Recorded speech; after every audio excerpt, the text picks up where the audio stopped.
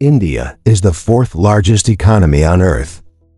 Not a developing country, not an emerging one, a global power. It launches satellites into space. It produces world-class engineers. It runs the back end of the modern internet. And yet, more than 180 million people in India still live in extreme poverty. Not struggling, not lower middle class, extreme poverty. That number alone should not exist in a country this rich. But here's where the story turns darker. In modern India, people are still killed for marrying the wrong person, not the wrong religion, not the wrong nationality, the wrong caste. Men are beaten to death. Women are burned, poisoned, or strangled. Families are erased. Not because of crime, not because of war, but because two people crossed an invisible line that everyone pretends no longer exists.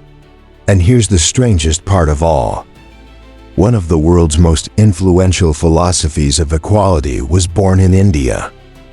A belief system that rejected hierarchy, rejected inherited status, rejected the idea that a human being's worth is decided at birth. That philosophy spread across Asia. It reshaped civilizations. It still defines the spiritual lives of hundreds of millions of people today. But in the land where it was born, it almost disappeared. This is not a story about poverty. It's not even a story about religion. This is a story about a system. A system so old, so deeply embedded, that it survived empires, invasions, laws, revolutions, and refuses to die. At first glance, modern India looks like a success story. A democracy of over 1 billion people, a booming tech sector, cities that never sleep, startups valued in the billions. Indian CEOs run some of the largest corporations in the world. Indian scientists lead space missions. Indian engineers help build the digital infrastructure of the West. From the outside, it looks like progress won. But look closer, and the picture starts to fracture. In many parts of India, marriage is still not a personal choice. It is a transaction. Families negotiate dowries. Cash, gold, property, cars. If the payment is not enough, the consequences can be lethal. Every year, thousands of women die in what are quietly labeled dowry-related incidents, accidents, kitchen fires, falls. Stories everyone understands, but no one officially names. Then there are the killings that don't even pretend to be accidents. Honor killings. A father hires a man to murder his daughter's husband because he came from the wrong caste. A brother strangles his sister for refusing an arranged marriage. A family wipes out its own bloodline to protect social purity. And these are not isolated villages cut off from the modern world.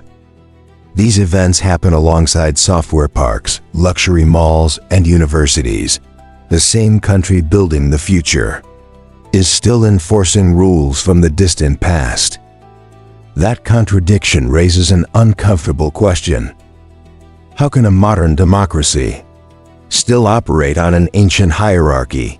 Because officially, caste no longer exists. India abolished the caste system in 1947. Discrimination based on caste is illegal. Affirmative action programs exist. The Constitution guarantees equality. On paper, the system is dead. So why does it still decide who you marry, where you live, what job you can get, and sometimes, whether you survive? The answer is not found in law, and it's not found in economics. It's found in something far more powerful. Something that doesn't need police, courts, or armies to enforce it. Because it lives inside people. Caste is not just a social category. It is an operating system. You are born into it. You don't choose it. You don't upgrade it. and in most cases you never escape it. It determines who can touch whom, who can eat with whom, who can pray together, who is considered pure, and who is considered polluted. And the most dangerous thing about this system is that it doesn't look like violence. It looks like tradition. It looks like culture. It looks like normal life. Children absorb it before they can read. Parents enforce it without ever naming it. Communities protect it without questioning it. And when someone breaks the rules, the system responds. Not always through the state, not always through religion, but through families, neighbors, crowds, through shame, exile, and sometimes death. This is why poverty alone cannot explain India's contradictions. Money doesn't erase caste. Education doesn't erase caste. Urbanization doesn't erase caste. Because caste is not about what you have. It's about what you are allowed to be. And that brings us to the deeper mystery. If this system is so old, so entrenched, so resistant to change, where did it come from? Why did it survive everything that tried to destroy it? And perhaps the most unsettling question of all, why did one of the world's greatest challenges to hierarchy fail to defeat it? To understand that, we have to look beyond economics, beyond politics, and into the logic of the system itself. You don't choose caste, you are born into it. There is no ceremony, no announcement, no moment where anyone explains the rules. It simply exists. From the moment you take your first breath, the system already knows where to place you. Before you learn to speak, it has decided who you can marry. Before you learn to read, it has decided what kind of work you will likely do. Before you understand the idea of worth, it has already assigned you one. This is what makes caste different from race, class, or religion. Those systems can sometimes be escaped. Money can change class. Migration can blur race. Belief can change religion. Caste does not work that way. It is inherited, permanent, and deeply personal. In India, caste functions less like a belief and more like an operating system. It runs quietly in the background. Most people never question it. They simply live inside it. It shapes daily behavior in ways so subtle that they often go unnoticed. Who you sit next to in school, who you eat with, who you invite into your home, which neighborhood feels safe, which door you are expected to use, which jobs feel appropriate for someone like you. Caste does not need to be spoken out loud. It is enforced through habit, through silence, through expectation. Ask someone in India what caste they belong to, and many will say they don't believe in caste anymore. But ask who their children will marry. Ask which families are good families. Ask why certain people never seem to move up, no matter how hard they work. The answers always point back to the same system, because caste does not control what you believe. It controls what you are allowed to be. Consider marriage. In most modern societies, marriage is a personal choice. In India, for many families, it is still a strategic decision. Caste compatibility is not a preference. It is a requirement. Families carefully investigate one another's background, lineage, occupation, social standing, even when couples meet independently. Even when they fall in love, the final approval rarely belongs to them. It belongs to the system. Cross-caste marriages exist, but they are not celebrated. They are tolerated at best and punished at worst, in some cases violently. When a couple crosses caste boundaries, they are not just breaking a social rule. They are challenging the hierarchy itself. And hierarchies do not forgive easily. This is why honor killings continue to happen. Not because people are ignorant of the law, not because they are unaware of modern values, but because the system frames disobedience as contamination, a stain that must be erased. Now consider work. Caste still influences which jobs are considered acceptable. Certain occupations are historically associated with certain castes: manual labor, waste removal, leather work, sanitation. These jobs are not just low-paying, they are socially marked. They carry stigma. Even today, entire communities are expected to perform the same work their ancestors did centuries ago. Not because they lack skill, but because the system assigns them that role. Education does not automatically break this pattern. A person may earn a degree, but their surname can still close doors. Their accent can still trigger judgment. Their background can still override their qualifications. This is why caste-based discrimination persists. Even in urban, educated environments, it operates quietly through hiring preferences, through social networks, through unspoken assumptions. No one needs to say, "We don't hire people like you." The system already understands.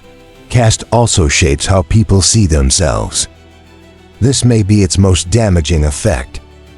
When a person is told, implicitly or explicitly, that they are lower, they begin to internalize that message. Confidence erodes, ambition shrinks. Dreams feel unrealistic, not because of lack of talent, but because the system has trained people to know their place. This is why caste is not just a social structure, it is a psychological one. It teaches people what to expect from life and what not to expect. For those at the top, caste feels invisible. It looks like normalcy, tradition, order. For those at the bottom, it feels inescapable, like gravity. No matter how fast you run, it pulls you back down. Some argue that caste is fading, that modernization is erasing old divisions, that the younger generation no longer cares, but the data tells a different story. Marriage statistics show that the overwhelming majority of Indians still marry within their caste. Social mobility remains limited. Residential segregation persists. Discrimination cases continue to rise. What has changed is not the system. What has changed is how it hides. Caste no longer always announces itself openly. It operates through coded language, good background, respectable family, cultural match, words that sound harmless, words that maintain the same boundaries. This is why legal abolition was never enough. Laws can prohibit discrimination. They cannot erase social memory. They cannot undo centuries of conditioning. They cannot force people to unlearn what feels natural to them, and caste feels natural because it is learned from birth. Children observe it before they understand it. They watch who serves food and who is served. They notice who is respected and who is ignored. They learn who is allowed to speak and who is expected to stay silent. By the time they are old enough to question the system, they are already inside it. This is the core tragedy of caste. It does not rely on constant violence. It relies on participation. Most people do not wake up intending to oppress others. They simply follow the rules they were taught. They marry where they are expected to marry. They hire who feels familiar. They socialize within safe boundaries.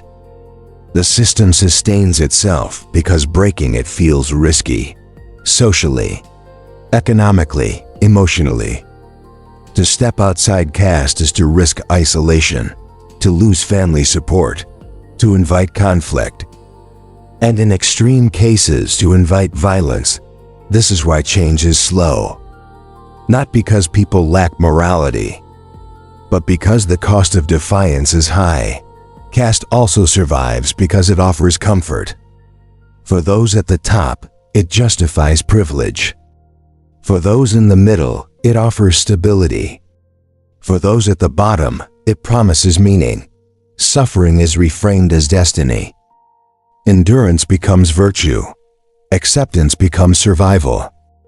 When a system can explain pain, it becomes harder to challenge, because removing the system would also remove the explanation, and that is terrifying. This is why caste has outlived empires, why it survived colonialism, why it adapted to democracy, why it coexists with modern technology. It is not enforced primarily by the state. It is enforced by society, by families, by communities, by expectations passed down quietly. Caste does not need temples to survive. It does not need laws, it needs participation, and most people, often without realizing it, continue to participate. This raises a disturbing realization. If caste is an operating system, then reforming society without addressing caste is like upgrading hardware while running the same old software.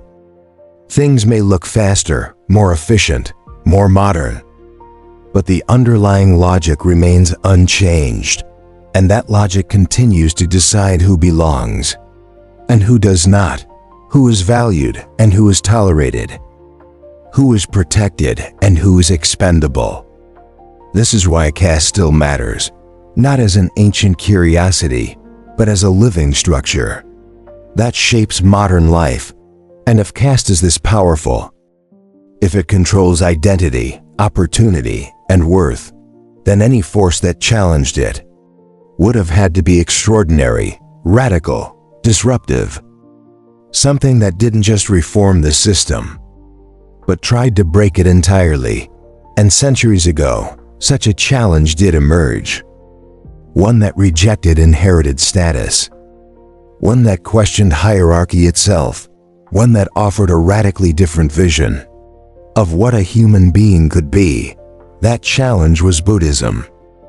And understanding why it failed is the key to understanding why caste still survives today. At this point in the story, we have avoided religion on purpose, because what we are looking at does not behave like a normal religion. It doesn't have a single founder. It doesn't have a single holy book. It doesn't even have a clear moment of birth. And yet, it has shaped the lives of over 1 billion people for thousands of years. This is where Hinduism enters the picture. But the moment you try to define Hinduism, the definition collapses. Even the British Empire failed. In the 19th century, British colonial administrators spent decades trying to categorize Indian society. They wanted clear labels, clear doctrines, clear systems. Christianity had them, Islam had them, Judaism had them, Hinduism did not. After more than 20 years of study, British officials admitted defeat. They could not agree on what Hinduism actually was. Not because they lacked information, but because the system refused to behave like a religion. At times, Hinduism looks deeply religious. Gods, rituals, temples, prayer. At other times, it looks philosophical, abstract, metaphysical, almost secular. Some traditions within Hinduism worship many gods. Some worship one. Some deny the existence of gods entirely. Some promote strict asceticism. Others openly embrace pleasure, wealth, and desire. Hinduism can be devotional, and mystical, and skeptical, and deeply practical. All at the same time. This contradiction confused outsiders. But it is precisely what allowed the system to survive. In 1995, India's own Supreme Court made a controversial statement. It declared that Hinduism was not a religion at all. It was, in their words, a way of life. That ruling was later challenged and softened. But the idea behind it never disappeared. Because Hinduism does not only tell people what to believe, it tells them how to live. How to eat, who to marry, what work is appropriate, what behavior is honorable, what behavior is shameful. It fills the space that law and politics cannot reach. This is why Hinduism functions less like a belief system and more like an environment. You don't step into it, you grow up inside it. And environments are much harder to escape than ideas. Western audiences often struggle with this. In the West, religion is something you join. Or leave, you believe, or you don't. But Hinduism does not ask for belief in the same way. It tolerates contradiction. You can be religious without believing in God, spiritual without worship, devout without doctrine. This flexibility is not accidental. It is structural. A system this flexible doesn't break. It adapts. When challenged, it doesn't resist head-on. It absorbs, it reframes, it survives. This is why Hinduism has been called a chameleon of religions, not because it lacks identity, but because it can change its colors without losing its core function. And that core function is social order. Hinduism does not need everyone to agree on theology. It only needs people to accept their place. Once you understand this, the relationship between Hinduism and caste becomes clearer. Caste is not an accident. It is not a misunderstanding. It is not a corruption of some pure spiritual message. It is embedded in how the system organizes reality. And to understand how that happened, we have to go back further, before Hinduism had a name. Long before Hinduism existed as a concept, the Indian subcontinent was already home to complex civilizations. Around 2500 BCE, the Indus Valley Civilization emerged. Often called the Harappan civilization, it was urban, organized, technologically advanced for its time. Cities had drainage systems, standardized bricks, planned streets. The people who lived there are often associated with Dravidian populations, dark-skinned, shorter in stature, deeply rooted in the land. We know very little about their religion, but we know this. Their society did not revolve around rigid hierarchy in the way later systems would. Then, centuries later, a new population entered the subcontinent, often referred to as the Aryans. Whether through invasion, migration, or gradual movement is still debated, but their impact is not. They brought horses, chariots, weapons, and most importantly, they brought a new social order. These groups organized society around dominance: warriors, priests, producers, servants. Not as spiritual categories, but as power structures. Religion followed power, not the other way around. The early belief system that emerged from this interaction is often called Vedic religion. It's centered on rituals, sacrifice, appeasing forces of nature. The gods represented thunder, fire, sky, fertility. But the rituals were not accessible to everyone. They required specialists, priests, and those priests began to claim exclusive authority over sacred knowledge. This was the birth of Brahmanism, a system where spiritual power and social power merged. The priests did not merely interpret reality, they defined it. They claimed that sacred texts were revealed, not written, that only they could perform certain rituals, that social hierarchy was not human-made, but cosmic. This is where caste becomes sacred. Hierarchy was no longer just practical, it was justified. Over time, the system absorbed local traditions, village gods, tribal customs, regional practices. Nothing was erased. Everything was incorporated, and this slow fusion eventually became what we now call Hinduism. This evolution is important because it reveals something critical. Caste was not created by theology. Theology was created to protect caste. The hierarchy existed first. Religion was shaped to legitimize it. This is why caste survived. Even when beliefs changed, even when empires rose and fell, even when new religions arrived. Because caste was not tied to one doctrine, it was tied to control. And control, once normalized, is very hard to dismantle. This is the system that later religions would confront. Some would challenge it directly. Some would try to replace it. Some would be absorbed by it. And some would disappear entirely.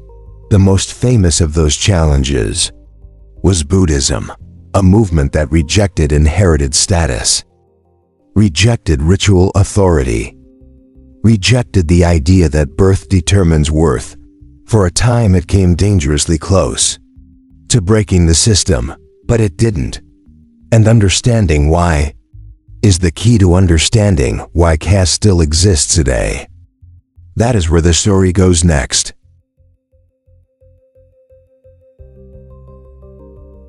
Up to this point, we've been looking at a system that seems indestructible. Caste survived migration. It survived empire. It survived adaptation. But history records one moment when that system was truly challenged, not adjusted, not absorbed. Challenged. That moment begins with one man who walked away from power. Siddhartha Gautama was born into privilege, royal blood, wealth, protection, everything the caste system was designed to preserve, and yet he rejected it. He did not challenge caste by rewriting its rules. He challenged it by refusing to play the game at all. Buddhism did something radical for its time. It removed birth from the equation. In a world where status was inherited, Buddhism said status was irrelevant. In a society organized around hierarchy, it said hierarchy was illusion. You were not pure because of your family. You were not impure because of your work. You were human. And suffering did not discriminate. This idea was explosive. Because caste is not just a social structure, it is a moral one. It tells people who deserves respect and who does not. Buddhism stripped that away. No caste. No ritual sacrifice. No priestly monopoly on salvation. No intermediaries between the individual and liberation. Enlightenment was not reserved for the educated elite. It was not purchased through offerings. It was achieved through insight and discipline and compassion. Anyone could walk the path. A king, a merchant, a laborer, an outcast. This was not reform. This was disruption. For the first time, there was a coherent alternative to the system. A way of life that did not depend on inherited status. And people noticed. Buddhism spread rapidly, especially among those who had the least to lose and the most to gain. Merchants, artisans, lower castes. People trapped beneath a system that defined them before they spoke. Buddhism offered dignity without permission. It offered meaning without hierarchy. And for centuries, it looked like it might win. So here is the question that unsettles historians. If Buddhism offered equality, why didn't it win? The answer is uncomfortable. Because breaking a system is not the same as replacing it. Buddhism dismantled the moral authority of caste. But it never built a new social infrastructure to replace it. It removed the latter. But it did not redesign the building. Buddhist communities were organized around monasteries, centers of learning, meditation, teaching. They were powerful intellectually, but fragile structurally. They depended on protection, on patronage, on stability, and that made them vulnerable. Caste, by contrast, did not depend on institutions. It lived in families, in villages, in everyday behavior. Buddhism challenged belief. Caste controlled life. And when pressure came, life always wins. But the real turning point came when Buddhism stopped being a rebellion and became a tool. The name most associated with Buddhism's rise is Ashoka, Ashoka the Great, one of the most powerful emperors the Indian subcontinent has ever known. At first, Ashoka ruled like many conquerors before him, through violence, expansion, war. Then, after a brutal campaign, he converted to Buddhism. History often presents this moment as a moral awakening. And perhaps it was, but it was also a strategic one. Ashoka ruled an empire too large to control by force alone. Multiple ethnic groups, languages, customs, military domination was not enough. He needed unity. Buddhism offered something unique.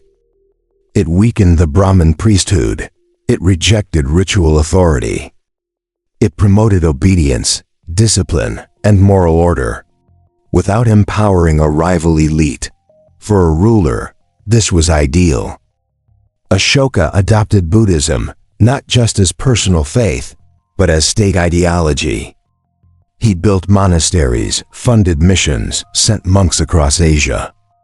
For the first time, Buddhism had imperial backing. And it flourished, but there was a cost. Buddhism became dependent on power. Its institutions grew. Its hierarchy solidified. Its survival became tied to the favor of rulers. This changed its nature. A movement born in rejection of authority was now sustained by it, and that dependence proved fatal. Because when Ashoka's empire declined, so did Buddhism's protection. Later dynasties did not offer the same support. Political priorities shifted. Rival powers rose, and Buddhism, without roots in everyday social life, began to retreat. Meanwhile, the old system waited. Caste did not fight Buddhism directly. It adapted. It absorbed. Ideas of karma, rebirth, liberation, all were reinterpreted, repackaged, integrated. Hinduism did not destroy Buddhism. It outlived it. This is the lesson Americans instinctively understand. When an idea depends on power, it dies with power. Real systems of control do not rely on kings, they rely on habit, on family, on identity. Ashoka used Buddhism to weaken the Brahmins, but he never dismantled caste at the social level. When imperial power faded, the priestly class returned, stronger, more flexible, better adapted. Buddhism survived elsewhere. In China, in Southeast Asia, in East Asia, but in India, the system it challenged reasserted itself, not through force, through familiarity. And this is why Buddhism's failure in India matters so much. It shows us something critical. Equality is not enough. Truth is not enough. Even compassion is not enough. If an idea does not anchor itself in how people marry, work, eat, and raise children, it will be replaced by something that does. Buddhism changed minds. Caste controlled lives. And control always wins unless it is dismantled at its roots.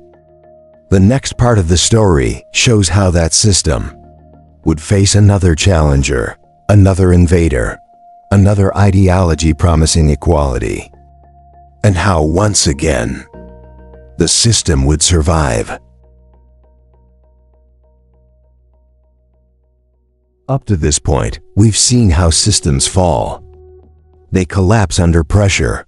They are destroyed by invasion. They are replaced by stronger ideas. But Hinduism did none of those things. It didn't fight Buddhism head-on. It didn't outlaw it. It didn't burn its scriptures. It didn't hunt down its monks. Instead, it did something far more effective. It absorbed it.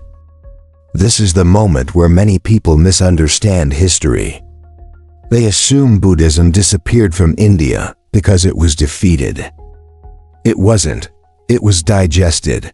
Hinduism did not see Buddhism as an enemy. That needed to be destroyed. It saw it as a problem that needed to be neutralized. And the way to neutralize a dangerous idea is not to suppress it, but to reframe it. Buddhism had exposed the weakness of caste. It challenged ritual authority.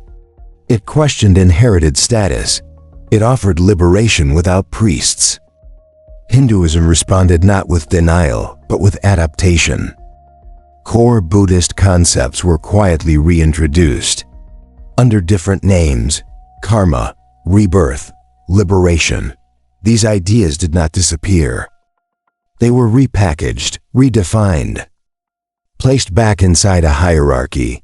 The most striking example of this absorption is the figure of the Buddha himself. In later Hindu traditions, the Buddha is no longer a rebel. He becomes an avatar, a manifestation of Vishnu, one of the preserver gods. According to this narrative, Buddha did not oppose the system. He served it. His teachings were reframed as a divine strategy, a temporary illusion, a cosmic maneuver. The story goes like this. When evil forces became too powerful, Vishnu descended as the Buddha to spread false teachings, teachings that rejected caste and ritual order.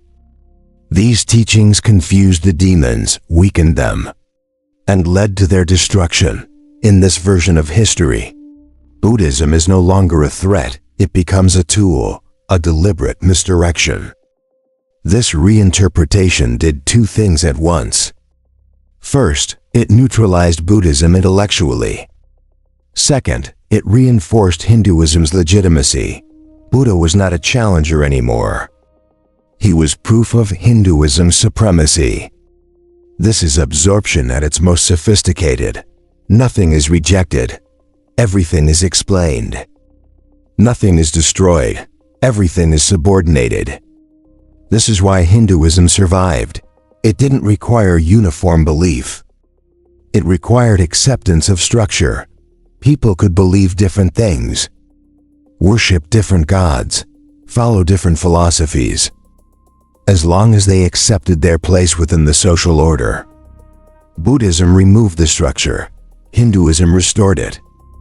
With Buddhist language, with Buddhist ethics, with Buddhist metaphysics.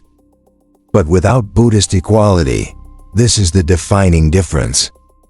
Buddhism offered liberation from hierarchy.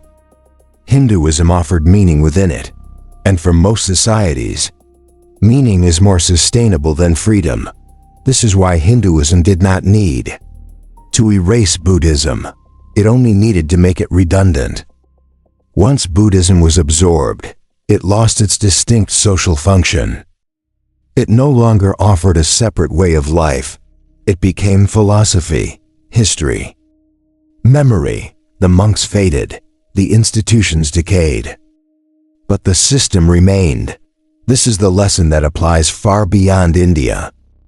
The most dangerous system is not the one that fights back.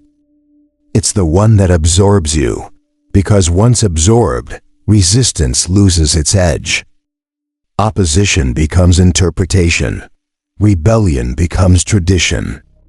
And the system grows stronger by feeding on its critics. If Buddhism couldn't break the system, perhaps conquest could. Beginning in the 8th century, the Indian subcontinent faced a new kind of challenge: Islamic invasions. Arab armies first entered the region through what is now Pakistan. Later came Turkic and Afghan dynasties, and eventually the Delhi Sultanate. Islam was fundamentally different from the systems India had seen before. It was monotheistic, centralized, doctrinal. It rejected idols, rejected inherited priesthood, rejected hierarchy in theory. all believers were equal before God. For many people trapped at the bottom of India's social structure, this promise was irresistible. Conversion offered escape. At least in principle, and for a time, Islam spread rapidly. Mosques replaced temples. New rulers took power. Buddhist institutions, already weakened, collapsed quickly. They were centralized. Monasteries housed knowledge, learning, authority. When those monasteries were destroyed, Buddhism lost its foundation. Hinduism did not. Because Hinduism had no center to destroy, no headquarters, no unified clergy, no single institution. It lived in villages, in families, in daily routines. You could burn a temple, but the system would survive in kitchens, marriages, and social behavior. This structural difference is why Hinduism survived conquest, while Buddhism did not. Centralized systems are efficient, but they are fragile. Decentralized systems are messy, but they are resilient. Islam tried to replace Hinduism, but replacement required total conversion. And total conversion never happened. Over time, something strange occurred. Islam itself began to change. The idea of equality collided with the reality of Indian society, and slowly, caste-like distinctions emerged.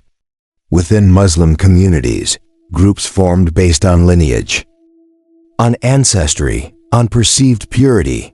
Ashraf, Ajlaf, Arzal. Those closer to foreign ancestry rose to the top. Those converted from lower castes remained at the bottom. Islam promised equality. Indian society delivered hierarchy. Once again, the system adapted. It didn't disappear. It reorganized. This is the recurring pattern. Invaders came and went. Empires rose and fell. Ideologies promised liberation, but the underlying structure persisted. Not because it was enforced by law, but because it was embedded in identity. Caste survived because it answered a fundamental social need. It explained inequality. It justified suffering. It gave order to chaos, and systems that explain reality are harder to kill than systems that merely govern it. By the time colonial powers arrived, the system was already ancient. Flexible, deeply internalized, no single conquest had ever removed it, because no conquest had ever targeted its foundation. This is why modern India cannot be understood without understanding caste, not as a relic, but as a living system. One that has absorbed rivals, outlasted empires, and reshaped every force that tried to replace it. And this brings us to the present, where the system no longer hides behind gods or empires, but behind democracy, law, and modern life itself. In 1947, India abolished the caste system on paper. The law was clear. Discrimination based on caste was illegal. Untouchability was banned. Equality was guaranteed by the Constitution. India declared itself a modern democracy. A clean break from the past, but systems don't disappear just because laws say so. They change where they live. Caste didn't vanish, it moved. It moved out of scripture and into daily life, out of religious language and into social behavior. Today, caste rarely announces itself openly. It doesn't need to. It operates through access, through exclusion, through consequences. Take the Dalits. Officially, they are protected. Affirmative action programs exist. Reserved seats in universities, reserved government jobs. But in reality, many Dalits still live, segregated from the rest of society, in separate neighborhoods, using separate water sources, doing the same work their ancestors did, sanitation, waste removal, manual labor, not because of lack of ability, but because society quietly pushes them there. Violence still happens. Dalits are attacked for entering temples, for riding horses at weddings, for asserting basic dignity. These are not ancient stories. They happen now. Honor killings are another reality. When someone marries outside their caste, they are not just choosing a partner, they are threatening a hierarchy.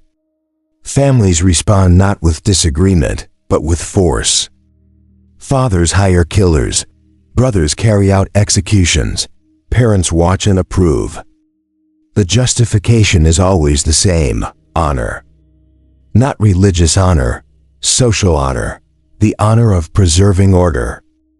Dowry violence is even more widespread, officially illegal. Socially normalized, women are beaten, burned, poisoned, or driven to suicide because their families could not pay enough. These deaths are rarely called murder. They are labeled accidents.